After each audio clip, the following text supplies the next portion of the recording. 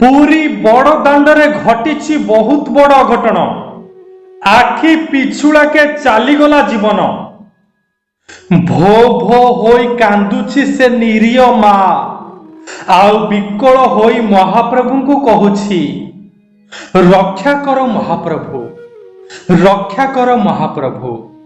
ହଁ ବନ୍ଧୁମାନେ, ମିତା ମ୍ୟାଡାମଙ୍କ ପରିବାରରେ ଦୁଃଖର ପାହାଡ଼ ଛିଡ଼ି ପଡ଼ିଛି। ସତରେ ଯଦି ଆପଣ ମହାପ୍ରଭୁଙ୍କୁ ଇଷ୍ଟ ଦେବତା ମାନୁଥିବେ, ତେବେ ଏହି ଲୋମଟାକୁରା ସତ ଘଟଣାଟିକୁ ଶେଷ ପର୍ଯ୍ୟନ୍ତ ନିଶ୍ଚିନ୍ତ ଦେଖିବେ। ତେବେ ଯାଇ ମହାପ୍ରଭୁ ଆପଣଙ୍କ ପରିବାରର ମଙ୍ଗଳ କରିବେ।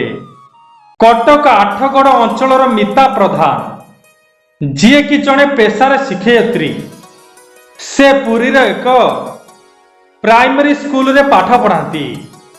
ଆଉ ତାଙ୍କର ପରିବାର କହିଲେ ସ୍ୱାମୀ ଜିତୁ ପ୍ରଧାନ ଓ ତାଙ୍କ ବିକଳାଙ୍ଗ ପୁଅ ସୁମନ। ତାଙ୍କ ପୁଅ ଛୋଟବେଳୁ ପୋଲିଓ ରୋଗରେ ଆକ୍ରାନ୍ତ। ପୁଣି ଦୈବର ମାୟାକୁ ଦେଖ, ଗତ ବର୍ଷ ତାଙ୍କ ସ୍ୱାମୀ ଜିତୁ ବାବୁଙ୍କୁ ଭଗବାନ ଆରପାରିକୁ ନେଇଯାଇଛନ୍ତି। ସେପଟେ ପୁଅର ଏପରି ଅବସ୍ଥା, ଏପଟେ ପାଖରେ ସ୍ୱାମୀ ନାହାନ୍ତି। ବହୁତ କଷ୍ଟରେ ଜୀବନ ଯାପନ କରୁଥିଲେ ମିତା ମ୍ୟାଡମ। ଆଉ ତାଙ୍କର ଖାଲି ସାହା ଭରସା କହିଲେ ମହାପ୍ରଭୁ ଜଗନ୍ନାଥ, କେବଳ ମହାପ୍ରଭୁ ଜଗନ୍ନାଥ। ଏମିତି ଦୁଃଖ କଷ୍ଟରେ ଚଳି ଆସୁଥିଲେ ମିତା ମ୍ୟାଡମ। ଆଉ ପ୍ରତି ମାସରେ ପୁଅକୁ ନେଇ ମହାପ୍ରଭୁଙ୍କୁ ଦର୍ଶନ କରିବାକୁ ଯାଆନ୍ତି। ତା ସହିତ ପୁଅ କିପରି ଭଲ ହେବ, ମହାପ୍ରଭୁଙ୍କ ପାଖରେ କାନି ପତେଇ ଭିକ ମାଗନ୍ତି। ଏଇ ଗତ କିଛି ଦିନ ତଳର କଥା। ମିତା ମ୍ୟାଡମ ଗୋଟିଏ ଅଟୋ ସାହାଯ୍ୟରେ ପୁରୀ ବଡ଼ଦାଣ୍ଡରେ ପହଞ୍ଚିଲେ। ସବୁଥର ଭଳି ପୁଅକୁ 22 ପାହାଚରେ ଗଡ଼େଇ ଦେଇ ଭୋ ଭୋ ହୋଇ କାନ୍ଦି କାନ୍ଦି କହିବାକୁ ଲାଗିଲେ, ହେ ଠାକୁରେ, ଆଉ କେତେ ଦିନ ଏମିତି ମତେ କଲବଲ କରୁଥିବ କେଜାଣି। ହେ ମହାପ୍ରଭୁ, ମୋର ଧୀରେ ଧୀରେ ଧୈର୍ଯ୍ୟ କମିଗଲାଣି ଠାକୁରେ।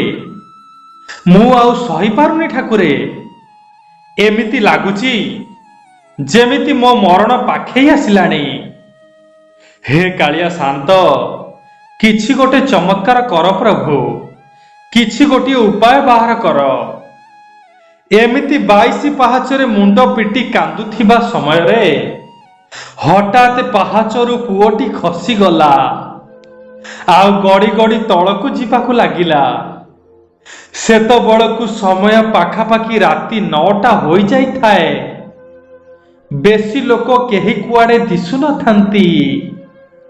ଆଉ ହଠାତ୍ ଯେତେବେଳେ ମିତା ମ୍ୟାଡମ ଦେଖନ୍ତି ତାଙ୍କ ପୁଅ ପାହାଚରେ ତଳକୁ ତଳକୁ ପଡ଼ି ଯାଉଛି, ସେତେବେଳେ ସେ ଆଉ କିଛି ଉପାୟ ନ ପାଇ କହିବାକୁ ଲାଗିଲେ, ହେ ଠାକୁରେ ରକ୍ଷା କର, ହେ ଠାକୁରେ ରକ୍ଷା କର।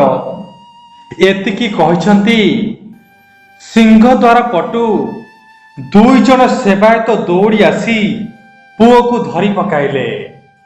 ଦେଖିବାକୁ ଜଣେ କଳା ରଙ୍ଗର, ଆଉ ଜଣେ ଧଳା ରଙ୍ଗର। ତାଙ୍କର ଦେହରୁ ଭାସି ଆସୁଥାଏ ଚନ୍ଦନ କର୍ପୂରର ବାସ୍ନା। ଆହା କି ମନଲୋଭା ସୁଗନ୍ଧ, ଆହା କି ଦୃଶ୍ୟ। ସତେ ଯେମିତି 2 ଭାଇ ଦୌଡ଼ି ଆସିଲେ ସିଂହାସନ ଛାଡ଼ି। ଏହି ସବୁ ଦୃଶ୍ୟକୁ ଦେଖି ମିତା ମ୍ୟାଡମ ଦୌଡ଼ି ଆସି ସେବାୟତଙ୍କ ପାଦ ତଳେ ପଡ଼ି ଭୋ ଭୋ ହୋଇ କାନ୍ଦିବାକୁ ଲାଗିଲେ। ସେଉଠି ସେ କଳା ରଙ୍ଗର ସେବାୟତ ଜଣକ ମିତା ମ୍ୟାଡମଙ୍କୁ କହିବାକୁ ଲାଗିଲେ, ଆରେ ମା, ପୁଣି କାହିଁ କାନ୍ଦୁଛୁ? ତୋ ପୁଅ ତ ଭଲ ଅଛି, ତାର କିଛି ହୋଇନି। ମାରେ, ଆଖିରୁ ଲୁହ ପୋଛିଦେ ମା, ଆଖିରୁ ଲୁହ ପୋଛିଦେ।